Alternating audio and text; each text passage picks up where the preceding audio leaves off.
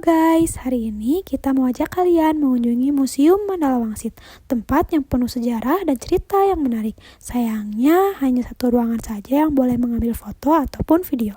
Tapi jangan khawatir, kita akan tetap ceritain semua hal menarik yang kita temukan di sana. Jadi tetap ikuti vlog ini untuk tahu lebih banyak tentang apa yang ada di museum ini. Let's go! Halo guys, di Museum Mandala Wangsit Siliwangi. Agresi militer Belanda I di Jawa Barat berlangsung dari Juli hingga Agustus 1947 sebagai bagian dari upaya Belanda untuk mengembalikan kontrol kolonial mereka setelah Indonesia mendeklarasikan kemerdekaan pada tahun 1945.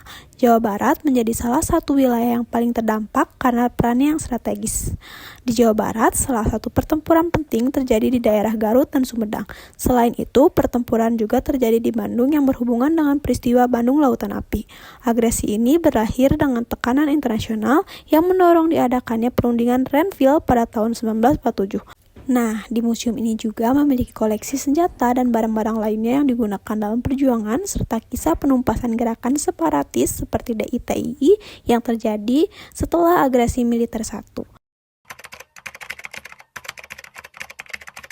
Periode K1 tumbuhnya DITII SM Kartosuwiryo di Jawa Barat di tahun 1940 sampai dengan 1949. Tempat dan tanggalnya bulan 4, tanggal 3 tahun 1940, tempatnya di Malangbong. SM Kartosuwiryo memimpin rapat komite untuk membela kebenaran Partai Serikat Islam mengakibatkan perpecahan di dalam PSI. Pada tahun 1940 sampai 1944, di zaman Belanda dan Jepang di Malangbong, SMK mengembangkan pengaruhnya dalam pesantren yang dinamakan Institut Sumpah, membentuk kader DI atau TII, memasukkan kader-kadernya ke dalam pendidikan militer Jepang.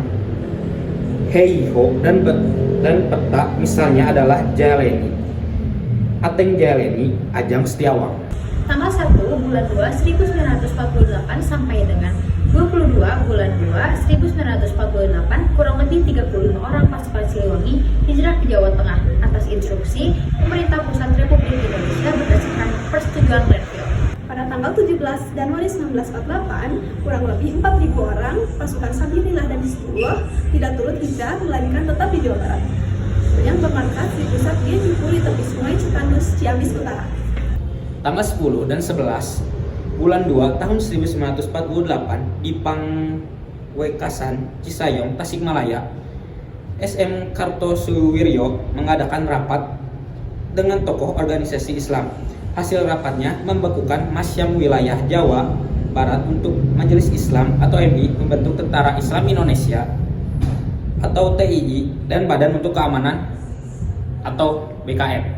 Tanggal 1 bulan 5 1948, Diki Joho mengadakan rapat dan hasil rapatnya membentuk Dewan Imamah, Dewan Menteri atau Kabinet yang diketuai oleh SM Kartosuwiryo, membentuk Dewan Patus Dewan Pertemuan Agung.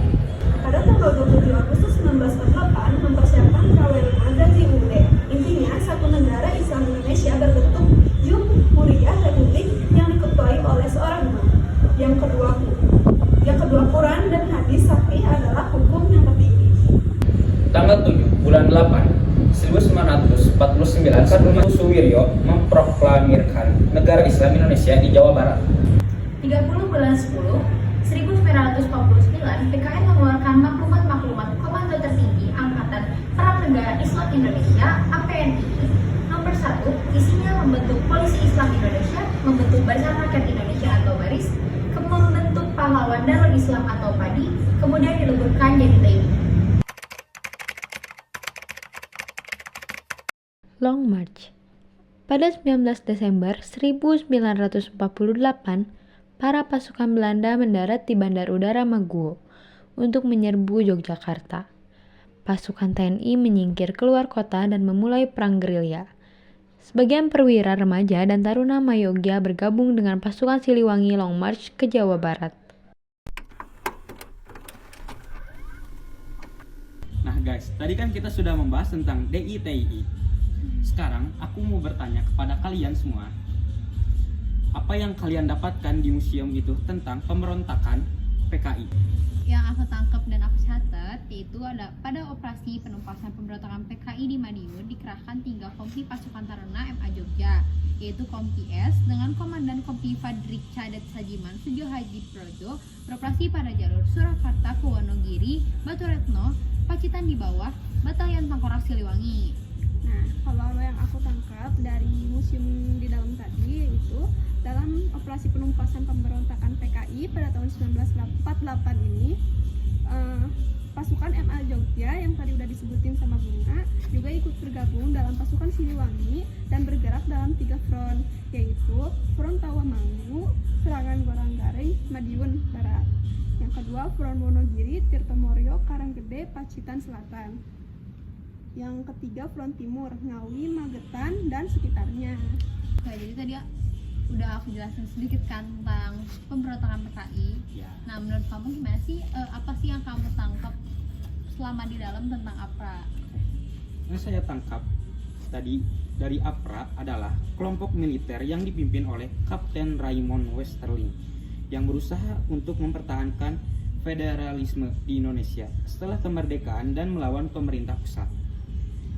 Pada tanggal 23 Januari 1950, pasukan yang menamakan dirinya Angkatan Perang Ratu Andil atau APRA, pemberontakan terhadap staf Kuwati Divisi Siliwangi terletak di Jalan Lembong, Bandung.